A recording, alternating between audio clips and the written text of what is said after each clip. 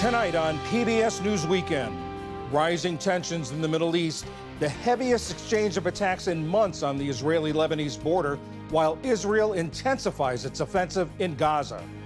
Then, the effect sweeping cuts to NIH funding are having on major research projects around the country. And we head to the U.S. Mint to see the creation of a quarter celebrating civil rights activist and journalist Ida B. Wells. You can look at the beautiful quarter itself, and you can ask questions about who is this woman? How did she contribute to American society and culture? Why is she important to history?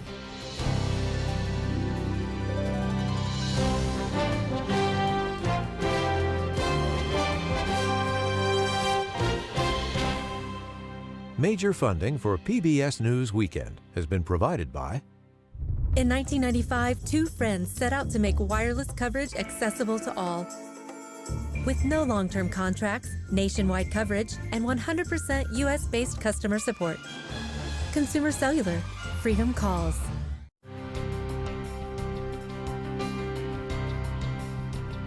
The ongoing support of these individuals and institutions.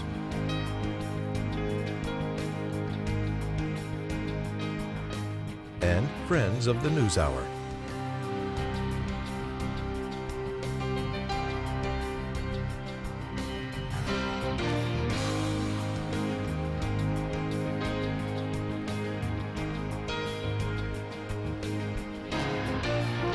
This program was made possible by the Corporation for Public Broadcasting and by contributions to your PBS station from viewers like you. Thank you. Good evening, I'm John Yang. Tonight, there's renewed violence in the Middle East. The Israeli-Lebanese border saw the heaviest exchange of attacks since Israel and the militant group Hezbollah agreed to a ceasefire 4 months ago. Early this morning, Israel struck Lebanon in retaliation for rockets that targeted Israel. Lebanese officials said 2 people were killed, including a child. Now the Israeli army says it's launching a second wave of strikes in Lebanon. Hezbollah has denied any involvement in the rocket attacks. They say they are committed to the truce. This comes as Israel says it will intensify its offensive in Gaza until Hamas releases the remaining Israeli hostages. Palestinian officials say Israeli airstrikes overnight killed at least 9 people, including 3 children. They estimate that 600 people in Gaza have been killed since Israel relaunched the war earlier this week. Joseph Fetterman is a news director for the Associated Press covering Israel, the Palestinian territories, and Jordan. Let's start on the border with Lebanon. What's behind this renewed rocket firing from Lebanon? It's not entirely clear what sparked this. What's interesting, for the time being, it appears to be some sort of one-off incident. Nobody's claimed responsibility for this rocket fire. It most likely is connected to what's going on to Gaza because that has raised tensions across the region, but nobody is claiming responsibility. Hezbollah says it didn't do it. The Lebanese government is urging restraint. So that is an indication that today will be a one-off incident. So it's hard to understand what the motivations were behind here, but it does look like the Lebanese side at least is trying to lower the tension level. And let's turn to Gaza now. How has Hamas responded to this renewed fighting in Gaza? Hamas has been criticizing the Israeli renewal of the attacks. There have been a handful of rocket attacks at Israel, but for the time being, Hamas is kind of keeping a low profile, calling for restraint, calling for a renewal of negotiations. So Hamas is not looking for a renewal of this war. The Israelis, however, appear to be barreling ahead with it for the time being. And what's the status of the talks on phase 2 of the ceasefire in Gaza? Well, that's the issue here. Israel made it clear, even while the ceasefire was in place, that it did not want to go to phase 2. Phase 2 means talking about the end of the war. It means talking about withdrawing all Israeli troops. Israel doesn't want to talk about those issues right now. Israel wanted to extend that initial ceasefire, that exchange of prisoners for hostages without ending the war altogether. So phase 2 has now been pushed aside. The ceasefire appears to be in tatters, and there are efforts behind the scenes to get that ceasefire back in place. But for the time being, Israel is moving ahead, and you don't see any calls from the White House, from Trump, the Trump administration to put the brakes on this operation. So Israel is going to keep on moving ahead with this, believing that this military pressure is the best way to bring those hostages home. No calls for the White House, but I know that earlier this week there were public demonstrations after Prime Minister Benjamin Netanyahu resumed the fighting in Gaza. Where is the sense of the Israeli public on this?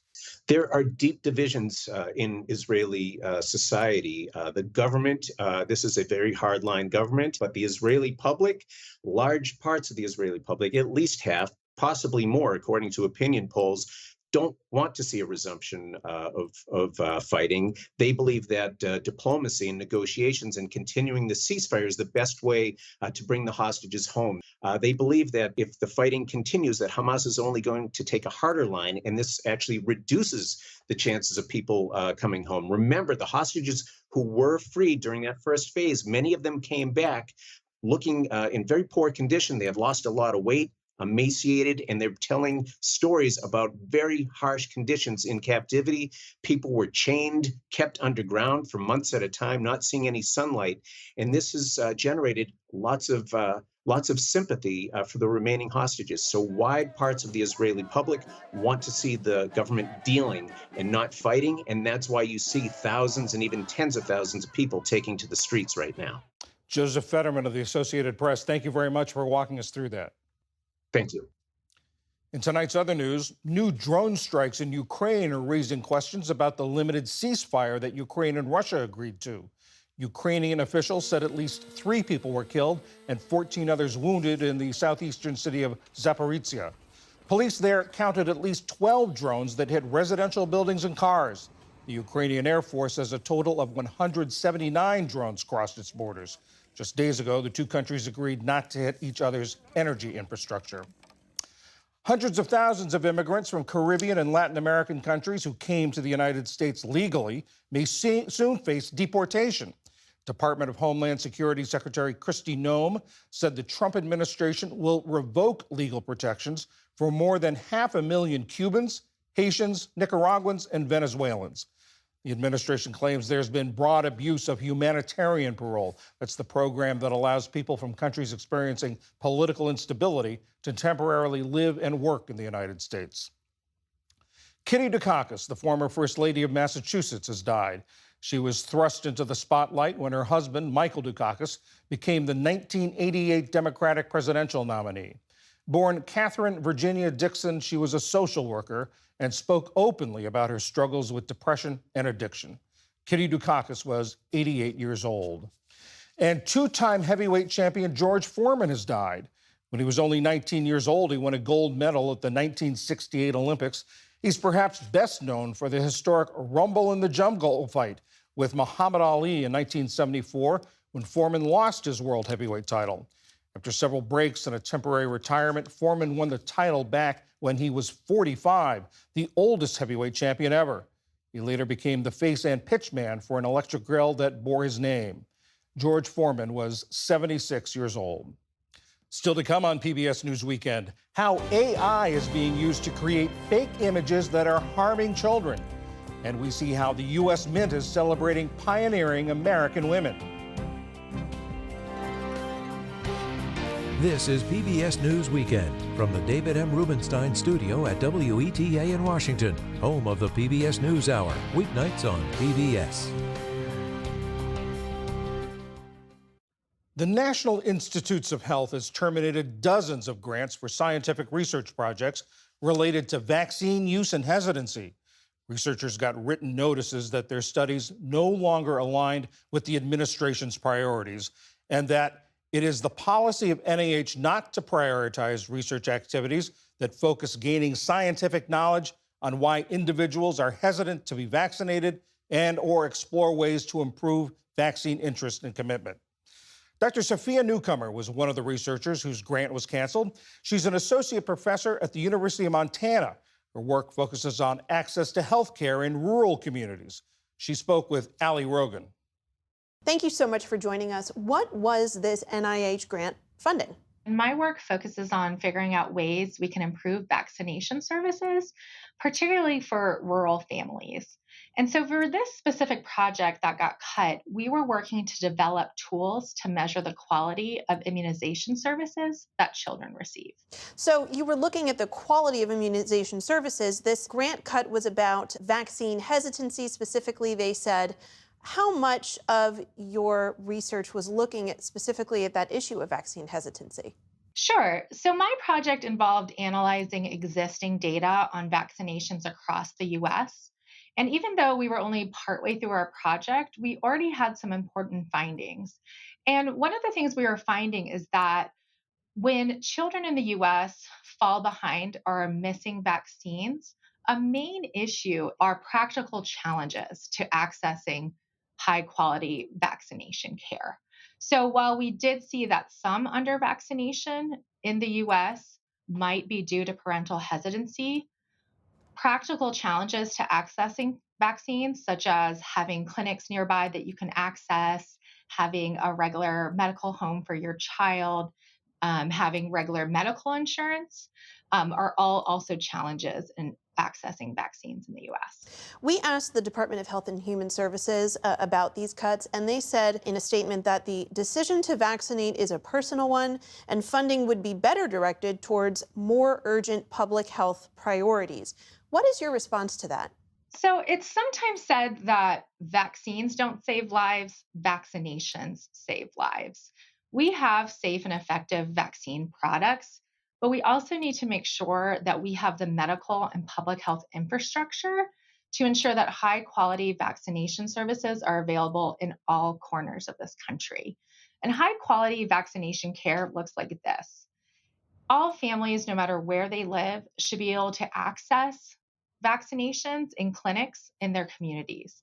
These clinics need to be equipped with the right technology so that doctors and nurses can look at a patient's entire vaccination and medical history so that they know when to recommend the right vaccines at the right time.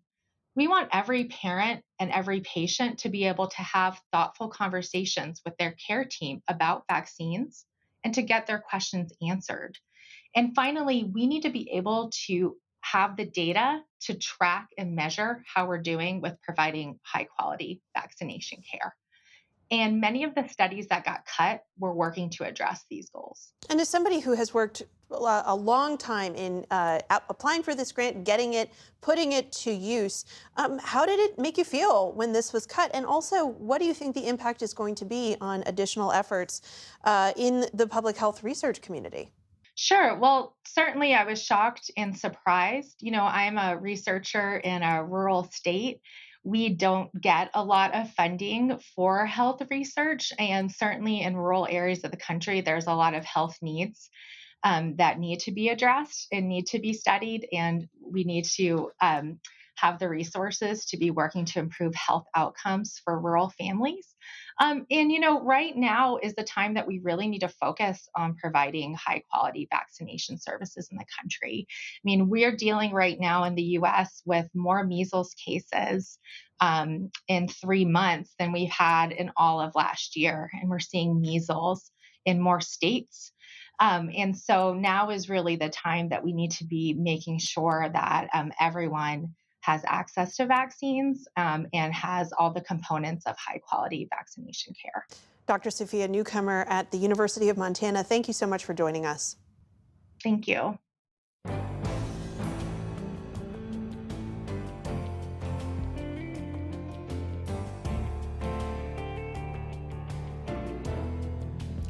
A new report offers a troubling look at the latest digital threat to young people: deep fake nudes. These are realistic photos and videos that have been altered using AI technology to depict the subjects in sexually explicit situations and then spread online. Stephanie Sy spoke with Melissa Strobel. She's Vice President of Research and Insights at Thorn, a nonprofit dedicated to protecting children online. Melissa, thank you so much for joining us. Before we get to these findings, could you start by just explaining what deep fake nudes are? Absolutely. So, deepfake nudes are synthetic media creations that depict a real person in a sexually suggestive or explicit situation or activity. What were the main findings in this report? Who was impacted the most by the creation and spread of these deepfakes? So, what we heard from young people in this survey, and we surveyed about 1,200 13 to 20-year-olds, is unfortunately this is becoming all too common of an experience within their landscape and growing up. In particular, 1 in 8 told us that they knew someone who had been particularly targeted, specifically targeted by and impacted by deepfake nudes. On top of that, we heard that 1 in 17 themselves had been targeted by deepfake nude abuse. Now, sometimes that number can feel a little bit small. 1 in 17, that's a small percentage. But when we think about what 17 looks like in our communities, that's the size of our kids' classroom. That's the size of their soccer team. So, this is really far too high a number for kids to be experiencing this type of victimization. The other important thing that came through here was about the availability of this technology. And for the kids who told us that they had created deepfake nudes of someone else, the technology is really readily available. It's available through social media, through browsers, and through app stores. But the good news is that most kids realize this is a harmful behavior. And so there's a lot of opportunity for us to be having conversations with them and reinforcing those perspectives. You know, one interesting part of your research that I read were the responses from some of these teens. Even though we call these manipulated images deep fakes, in a way they're very real, right? Especially if you're a victim of deep fakes. Yeah, very true. For those young people who've experienced deepfake nude abuse, they've shared with us stories of severe anxiety, fear, shame, as well as worries that they won't be believed or that their experiences will be dismissed because of the involvement of AI generative technologies. What is being done about AI safety right now? What should be being done? Because we're basically talking about minor sexual abuse. This is absolutely right. At the end of the day, whether AI generative technologies was involved or not, an explicit image of a minor is still child sexual abuse material. And that's a really important starting point. There are responses across the ecosystem taking place. For example, our organization has been working directly with tech companies to make sure that these models are being built as safely as possible. And if they are aware of abusive models, that those are being made unavailable so that they can't be so readily accessed. But there's a lot more work to be done. Right now, we don't have a consistent institutional response that's reinforcing what kids already suspect. And that's an opportunity where we need to lean in and offer more guidance for kids. In the meantime, what should parents and other caretakers be doing to make sure that their teens are safe? Having really open and early conversations with the young people in our lives is going to be one of the most important steps we can be doing at home. Make sure that kids understand this is not a joke, it is not funny, and it carries real consequences for the kids that are being targeted. Naming that openly and directly at home is an important first step. But we can be doing more for other adults within our communities, such as within schools. There's a lot of need for there to be clear guidance within schools for their school bodies that this is not permissible behavior. There are student handbooks in place that address things like harassment. This is something that we can lean into and acknowledge this type of emerging risk and have policies in place that make sure that schools are prepared to respond in a victim-centered way. Melissa Strobel, VP of Thorn's Research and Insights. Thank you so much for joining us. Thank you.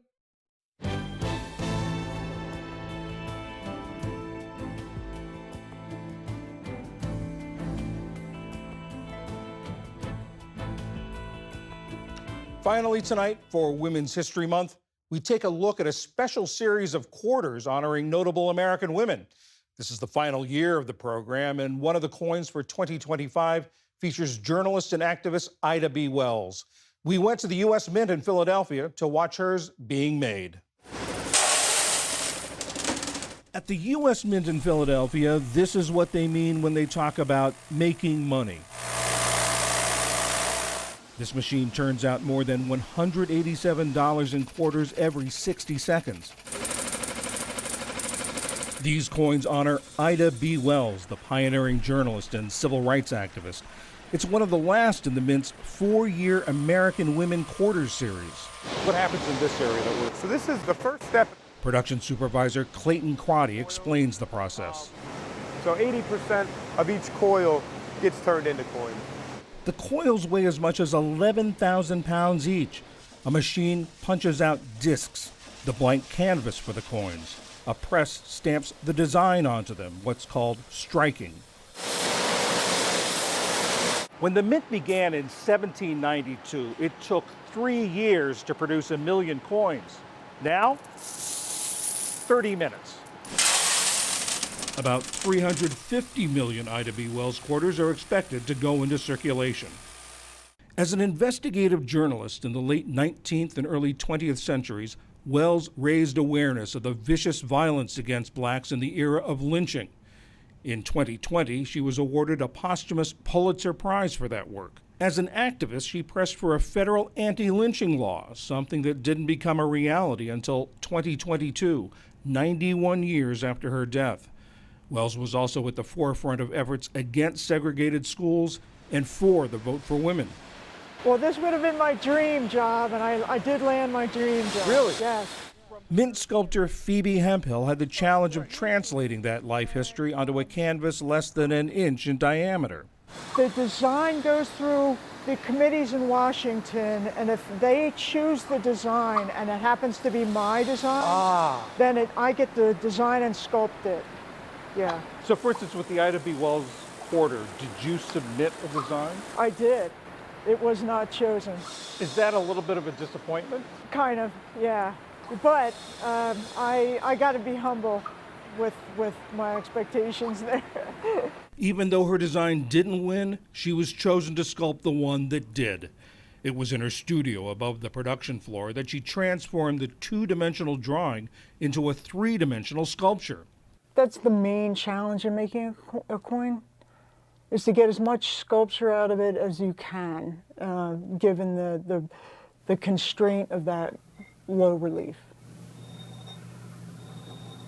She's one of the few Mint sculptors who still uses both traditional clay and plaster techniques and modern digital tools. The designs that we try to come up with usually have important elements in it for the person's story, try to give an indication of a little bit about their background. It's surreal and heartwarming at the same time. Dan Duster, Ida B. Wells' great-grandson, appreciates the results. The detail on it, John, is actually intricate and amazing. And so we talked about her hand positioning, the brooch that's on the coin, which is a feather to reflect her commitment to journalism. So, yeah, it was a very involved thing. He helped pick the winning design and now uses the quarter whenever he can. Normally I use a credit card, right? So I've been paying for cash with a lot of things, trying to see if I can get a quarter. So I did stumble upon it. Smithsonian staff researched and picked the women who appear on the coins. This is tangible. History is tangible. It's in your hand. Elizabeth Babcock is director of the Smithsonian American Women's History Museum. The idea there was that we wanted to end up with a set of women who really represent all the many ways that women in our country have contributed, whether it's in the arts, whether it's in STEM, whether it's in health and medicine. And I think we ended up with a really great set. The only woman depicted on coins had been Lady Liberty until the Susan B. Anthony dollar in 1979. The Sacagawea dollar followed in 2000. In 2021, Congress established the American Women Quarters program. Some of those honored are household names: Eleanor Roosevelt, Sally Ride, Maya Angelou. Others are less well known. You can look at the beautiful quarter itself, and you can ask questions about, who is this woman? How did she contribute to American society and culture? Why is she important to history? It's such an amazing way that's accessible to all Americans to learn about women in the United States and through history. Mint worker Frank Perkins was around when the Susan B. Anthony dollars were minted. He's been here since he was 18 years old. 50 years, is it something special about working at the Mint? Yeah, being a part of history. Now he helps mentor the newest generation of Mint employees.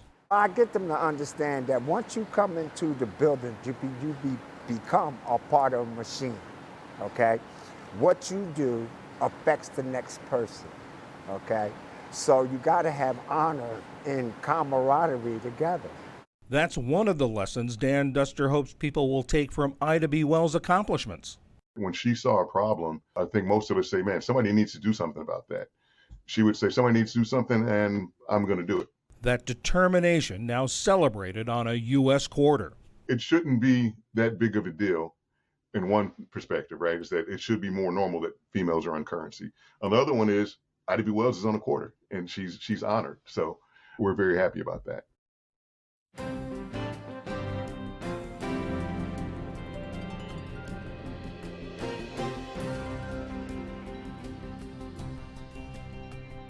And that is PBS News Weekend for this Saturday. I'm John Yang. For all of my colleagues, thanks for joining us. See you tomorrow. Major funding for PBS News Weekend has been provided by Certified Financial Planner professionals are proud to support PBS News Weekend. CFP professionals are committed to acting in their clients' best interest. More information at letsmakeaplan.org.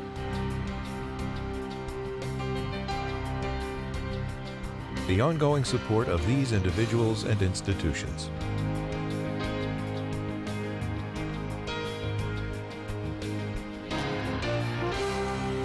This program was made possible by the Corporation for Public Broadcasting and by contributions to your PBS station from viewers like you.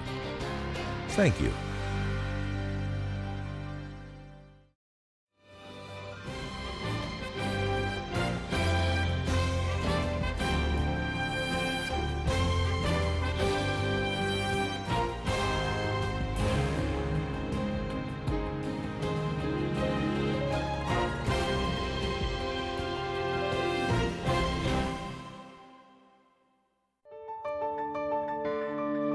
You're watching PBS.